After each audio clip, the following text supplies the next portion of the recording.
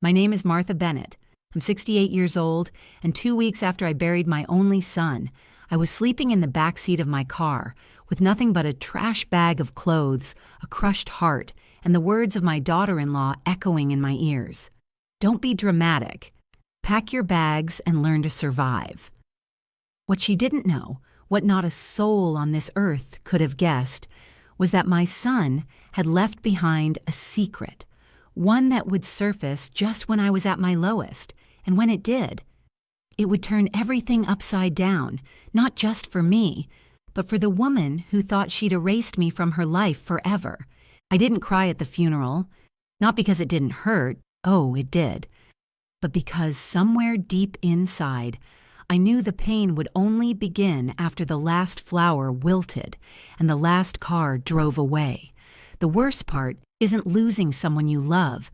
The worst part is realizing you're the only one still holding on while the rest of the world has already moved on, especially the ones who were supposed to grieve with you.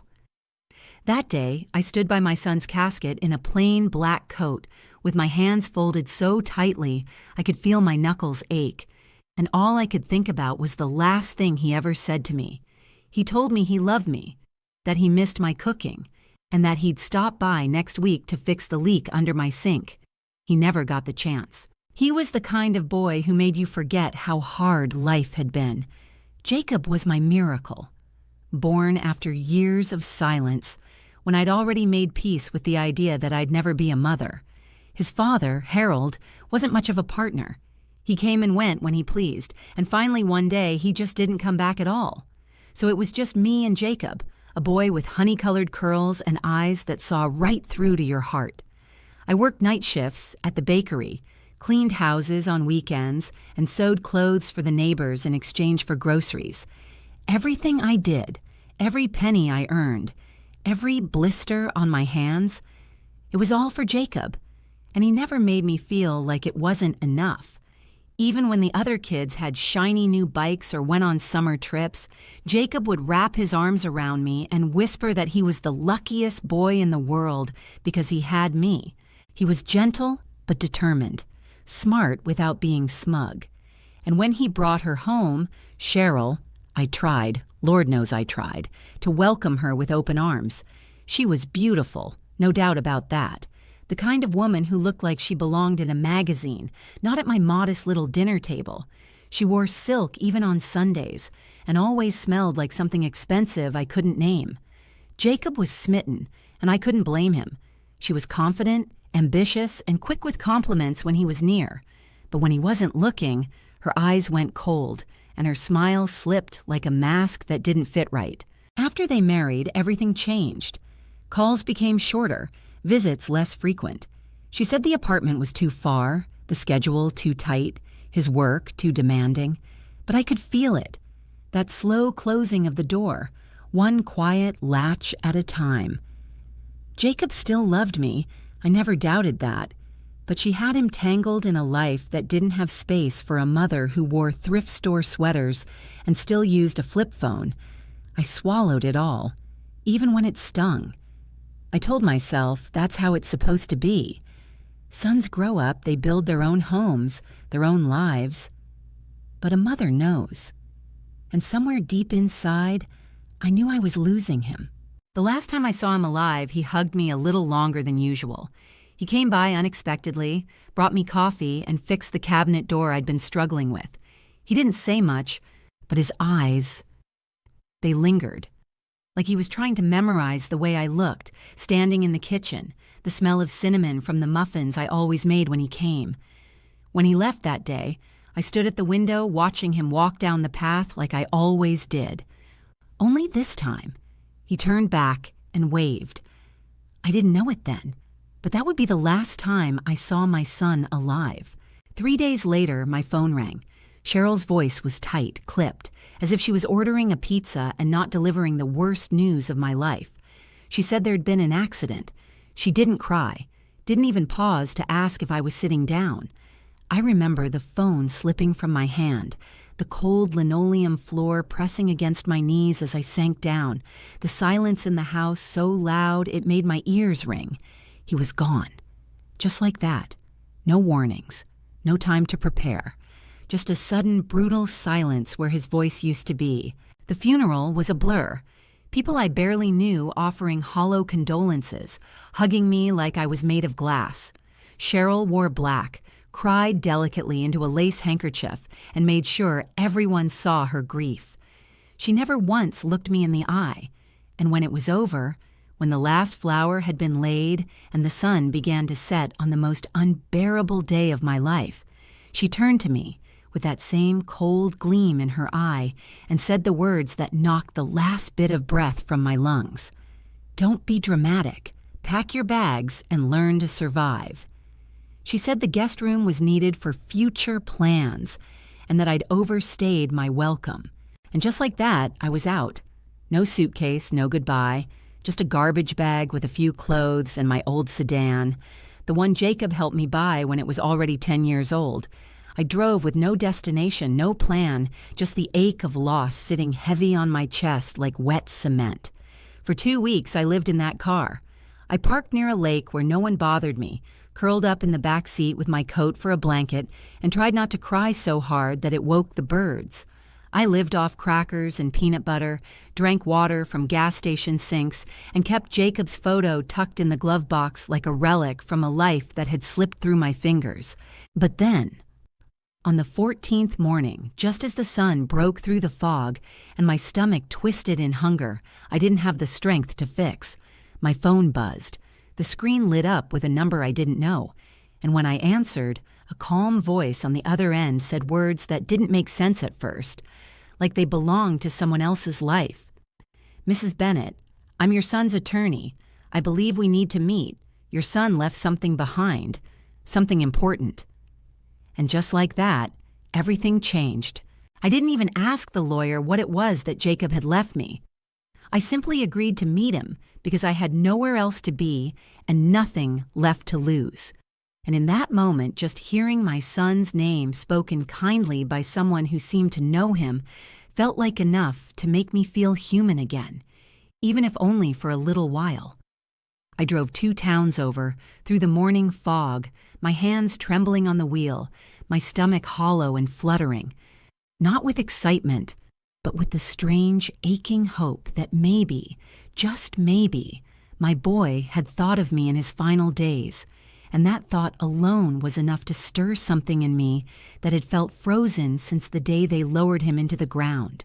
The office wasn't grand, but it was quiet and warm, and the man waiting inside had soft eyes and a calm presence that didn't try to rush me or fill the space with empty words. Instead, he simply slid a worn envelope across the desk and told me that Jacob had written it just 3 days before he died. And as I opened it with trembling hands, the scent of my son's cologne drifted out like a ghost, brushing past me on its way to say goodbye. Reading Jacob's words felt like sitting beside him one last time. Every sentence sounded like him. Every memory he recalled tugged at something deep in my chest, and by the end, I was clutching the paper as if it were his hand, unwilling to let go. He'd written about the tension at home, about how he wished we had more time together, about how he feared I wasn't being treated with the kindness and respect I deserved. And while he didn't go into details, it was clear he had known, on some level, that the woman he married wasn't someone who would look after me if he were gone. And then, tucked near the bottom of the letter, came the line that stopped my breath and made my vision blur.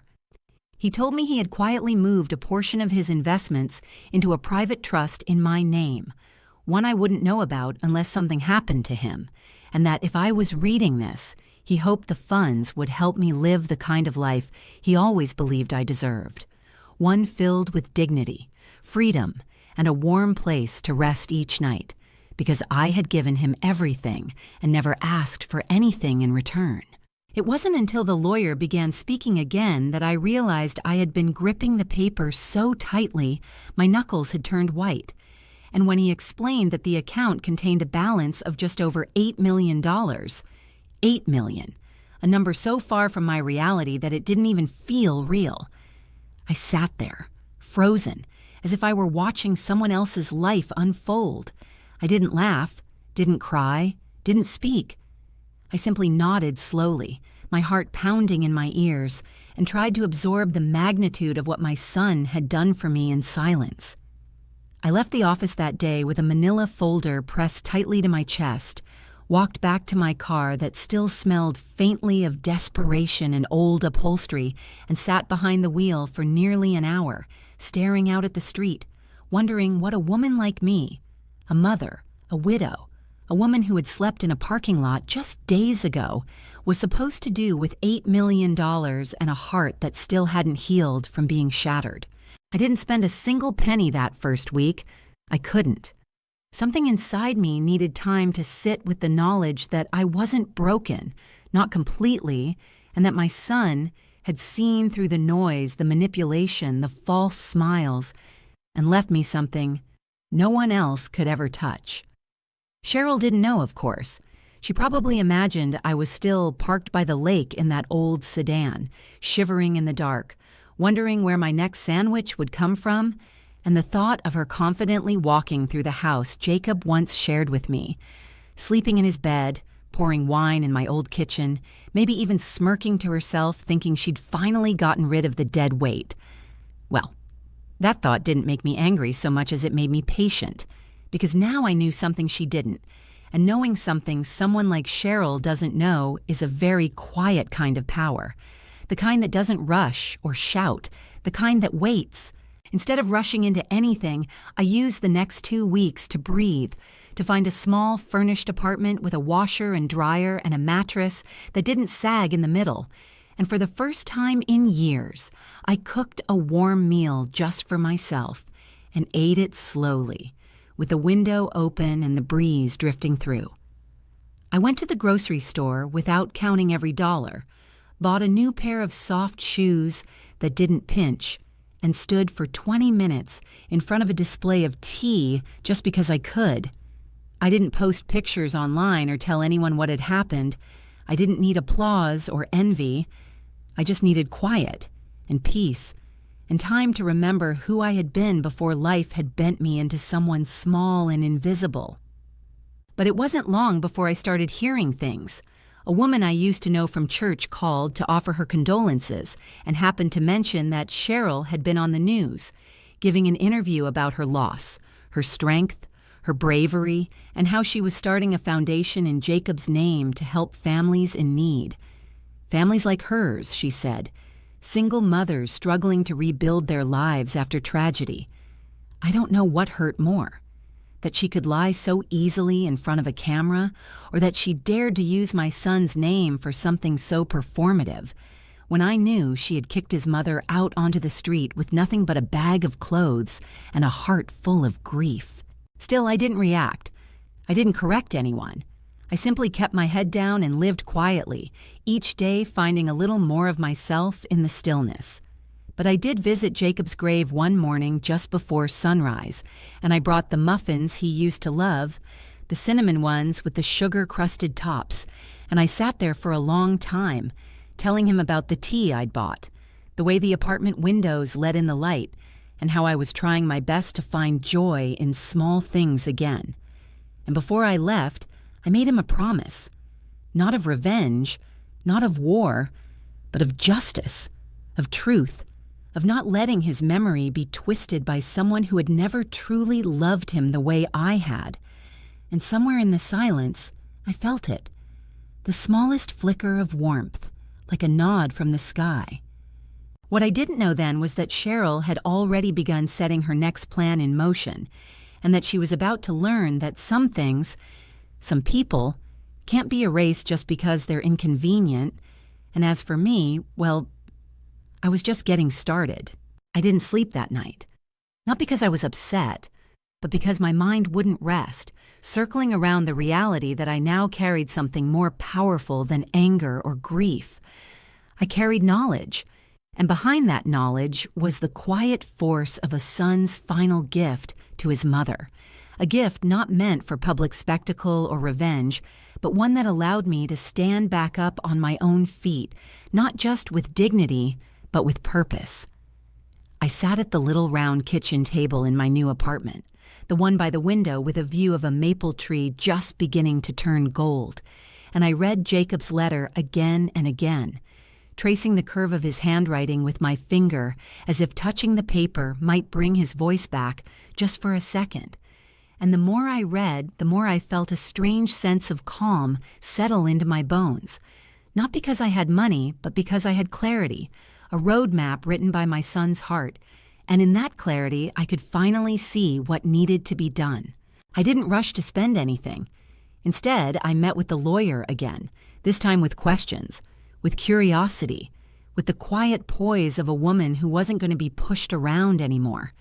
He explained the structure of the trust, how Jacob had placed it carefully, quietly, over the course of 3 years, bit by bit, moving assets, purchasing properties, shifting ownership into anonymous holdings with me as the final beneficiary, all behind Cheryl's back, all while continuing to let her believe she was the one in control. That alone told me everything I needed to know about how deeply he must have known who he married and what she might become. It wasn't bitterness that guided him. It was protection, a quiet way of saying, I see you, Mom, and I know what you've done for me, and I won't let anyone erase that when I'm gone. It was all legal, discreet, and impossible to contest. And as the lawyer explained how Cheryl had no access to the funds, no idea they existed, and no legal grounds to claim assent, I sat very still, not with triumph, but with a growing sense of peace, because finally, something in this cruel world had been done right. Among the assets listed in the trust was something that stopped me. The house.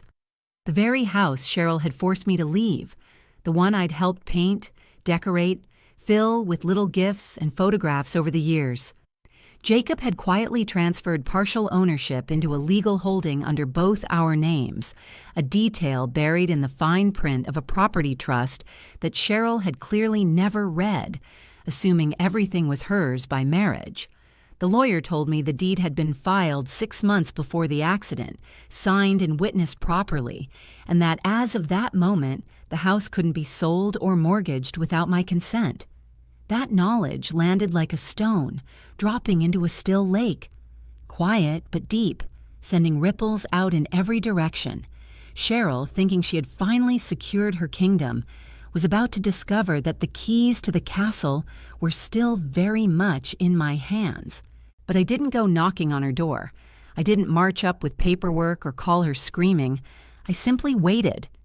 I knew that a woman like Cheryl wouldn't be able to resist monetizing her grief, that at some point she would try to sell the house, leverage its equity, or use it as bait in one of her many public sympathy plays.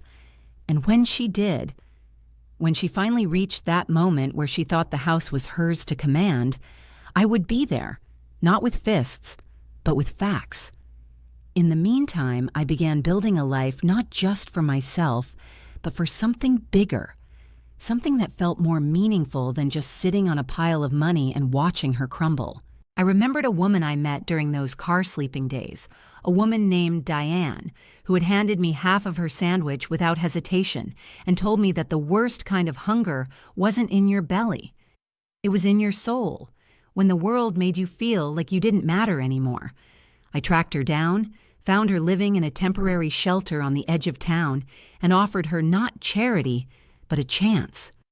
A place to stay, a quiet job helping me organize what I now called the Jacob Fund, a quiet initiative to provide assistance to women over 55 who had been displaced, overlooked, forgotten, or cast aside by the very people they had once sacrificed everything for. It started with just the two of us and a shared notebook. But by the end of the first month, we had helped 7 women find stable housing, groceries, and warm beds, all quietly without cameras or headlines. Just one tired woman reaching out to another saying, I see you and I believe you still have value. All the while, Cheryl kept talking. I heard her name on local radio, saw her face on a morning show, pretending to cry softly as she spoke about loss and healing and perseverance. Always dressed just right, Always with a perfectly rehearsed tremble in her voice, she told the world that Jacob had wanted her to be strong, that he believed in her vision, that his memory lived on in the projects she was building. And I watched, not with rage, but with quiet determination, knowing that the moment of truth was coming, because the house had gone up for sale. I found the listing through a friend who still worked in real estate. Photos of the living room I had helped furnish, the backyard where Jacob and I once planted marigolds, the very guest room where I had spent holidays after they married, all now arranged to look glossy, soulless, and staged, with captions like, "Perfect for new beginnings," and next to it, Cheryl's name, beaming with confidence, ready to collect her next victory. But what she didn't know, what no one knew yet, was that she had no legal right to sell what she didn't fully own, and that the second a buyer submitted an offer, the deal would collapse under the weight of one signature missing. Mine. I didn't call her. I called the listing agent, faxed over the ownership documents, and within 48 hours, the property was pulled from the market. The lawyer notified Cheryl officially, and then the silence. It was almost louder than her voice had ever been. No interviews, no headlines, no posts, just silence. And in that silence, I finally exhaled, not in triumph, not in revenge, but in the quiet relief of a woman who had spent a lifetime being told to sit down and keep quiet, finally watching the truth speak for her, louder than anything she could have shouted. But this wasn't the end.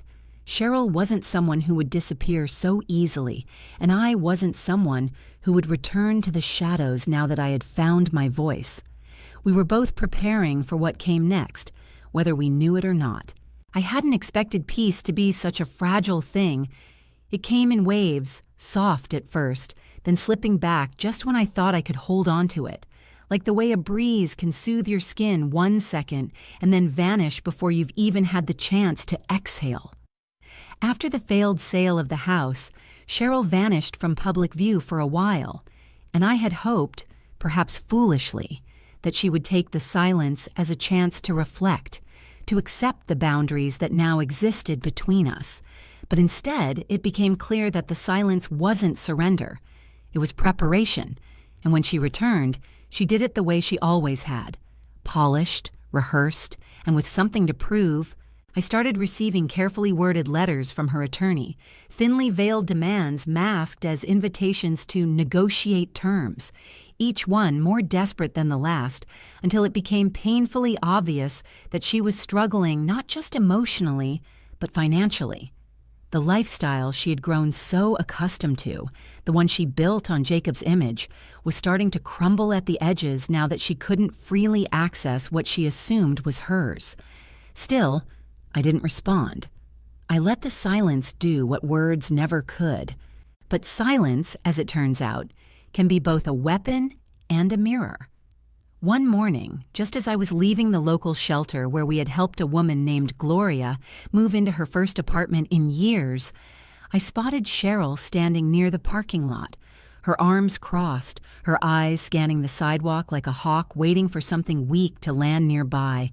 She looked thinner, harder, like someone holding herself together with wires instead of muscle, and for the briefest moment, I almost didn't recognize her.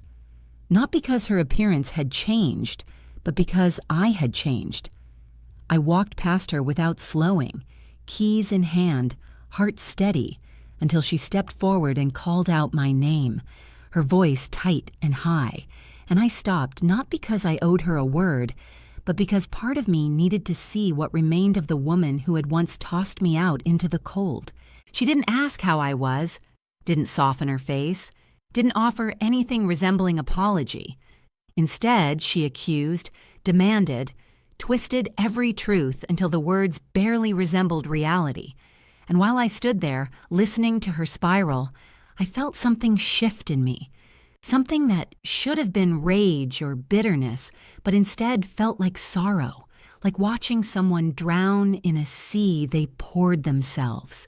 But just as I was about to turn and walk away, her voice cracked, not with sadness, but with venom, and she stepped closer, too close. And for the first time since Jacob's funeral, I felt the air tighten around me in that old familiar way, like when someone tries to shrink your presence just by standing too near. She reached into her coat and pulled out a manila envelope, thick, unsealed, her fingers trembling, and said something about a legal challenge, something about contesting the trust, something about proving I had manipulated Jacob in his final days. My stomach dropped, not because I feared the challenge. I had the documents, the signatures, the witnesses, but because she sounded so convinced, so desperate, so utterly unhinged that for a moment I feared what she might do, not in court, but in the street, right there under the gray sky with no one watching. And then it happened. A small crowd began gathering near the sidewalk, drawn in by the tension, the voices, the spectacle of two older women locked in something far deeper than a fight. I saw phones lifted, curious glances, and for one long, horrifying second, I thought she might lunge at me or break down in front of strangers just to twist the narrative, to paint me as the villain in a story I never asked to be part of. But then, just as quickly as the storm gathered, it broke. Her shoulders dropped, her eyes fluttered shut like a tired child trying not to cry, and she turned without another word, dropping the envelope onto the ground as she walked away, her heels clicking on the pavement like a clock counting down the last seconds of her performance. I stood there, breath caught in my throat, the silence after her exit louder than any of her accusations. And when I bent to pick up the envelope, I found it filled not with legal papers, but with copies of old photographs. Pictures of Jacob as a child, at school plays, birthdays, our trip to the Grand Canyon. Moments she hadn't been part of, couldn't claim, couldn't erase. Whether she meant to rattle me, guilt me, or simply remind me that she still had access to the past I thought was mine alone, I couldn't say. But holding those photos in my hands felt like cradling a part of myself I'd forgotten how to protect. I went home and sat with them for hours, laying each one out on the table, remembering the days they captured. Not with sadness, but with quiet defiance, because no matter how much Cheryl schemed or plotted or posed for cameras, she couldn't rewrite who I had been to Jacob and who he had been to me. The next day, I received a call from the same attorney I'd met weeks ago. He'd been contacted by someone representing a foundation Cheryl had started in Jacob's name, claiming she was facing financial ruin unless she could liquidate assets tied up in the trust. It wasn't a plea. It was a last-ditch attempt to provoke sympathy, to force a reaction, and I almost gave it to her. Almost. But then I remembered Diane, Gloria, and the others. Women who had lost far more than I had, who had no sons to write them letters, no lawyers to call, no apartments with warm beds and soft chairs by the window. And I knew that my mission was no longer about Cheryl, not really. It was about legacy, about using what Jacob gave me not just to live, but to uplift. And so I declined. Politely, calmly, with the firm grace of someone who had nothing left to fear and everything still to do. But I knew, deep down, that Cheryl wasn't done. And neither was I. It's a strange thing, realizing that the person who tried to erase you is now living in the echo of your silence. Cheryl had always needed an audience, always counted on applause to validate her every move.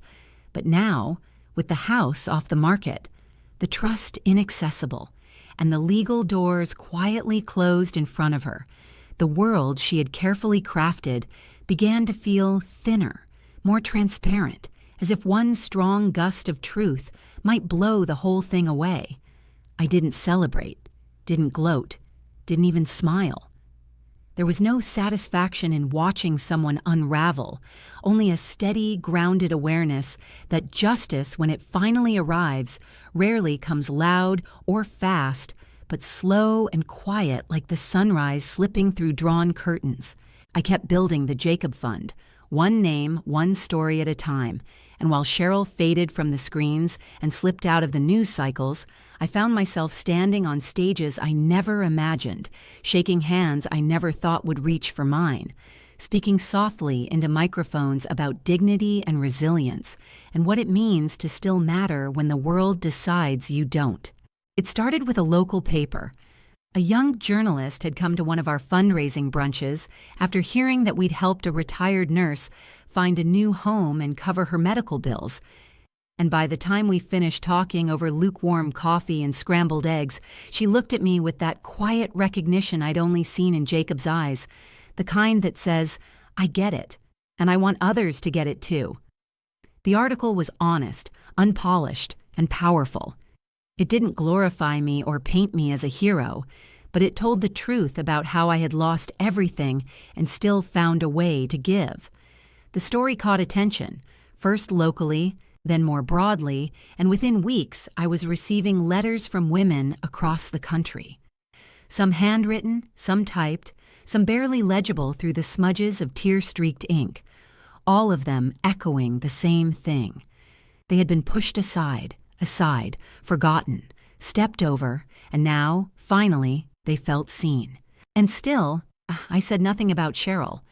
When people asked, I simply said that some chapters are best left closed when you finally learn the lesson they came to teach. But life, of course, rarely lets us slip away without at least one last test, and mine came in the form of an unexpected envelope delivered by certified mail, thick and embossed, stamped with a name I hadn't heard in weeks, Cheryl's Foundation, requesting my presence at a private memorial ceremony in Jacob's name. A gathering to unveil a commemorative sculpture in the city garden, funded through community donations, organized entirely by her board, and scheduled on what would have been his 40th birthday. I held the envelope for a long time, wondering what game she was playing this time, whether it was guilt, manipulation, or simply desperation. But something in me stirred. Not anger, not curiosity, but something deeper, something protective. Because Jacob's name wasn't hers to use. Not like that, not after everything. So I went. Not to protest, not to confront, but because I needed to look it in the face, all of it, one final time.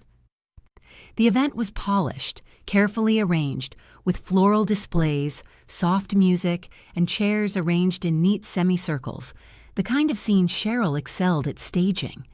She stood near the podium in a charcoal gray dress, her hair swept up, a soft veil of practiced sorrow on her face, and when she saw me, something in her jaw shifted. Not surprise, not rage, but that small flicker of dread that crosses a person's face when a secret walks in wearing a calm expression. I didn't speak, didn't wave, just took a seat in the third row, folded my hands in my lap and waited. The speeches began, hollow and polished, words about legacy and vision and overcoming grief, but none of them felt like Jacob. They felt like press releases, empty air with no warmth. And then the moment came. The curtain pulled back to reveal the sculpture, a metal frame shaped like a tree growing upward, abstract and cold, with Jacob's name engraved on a plaque that read, "Devoted husband, community leader, inspiration." No mention of son, no mention of his roots, just Cheryl's version of him, edited and displayed like a trophy. And in that moment, something inside me shifted, not with fury, but with clarity. And I rose from my chair, walked toward the plaque, and without saying a word, gently laid a single cinnamon muffin on the stone base, the kind he always asked for when he was a boy, the kind only I ever knew how to make just right.